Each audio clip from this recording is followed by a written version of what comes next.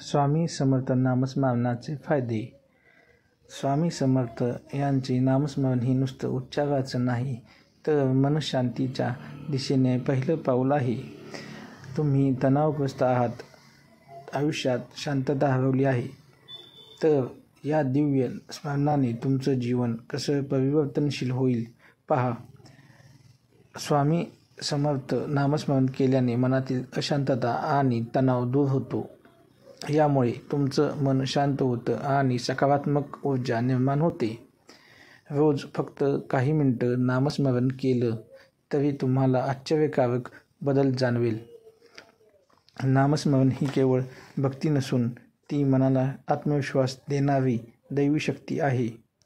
स्वामी समर्थ यांच्या कृपेने आयुष्यातील अडचणींना सामोरं जाण्यासाठी धैर्य मिळतं. हा सोपा उपाय तुम्हाला सन्मान, शांती आणि श्रद्धेचा मार्ग दाखवतो.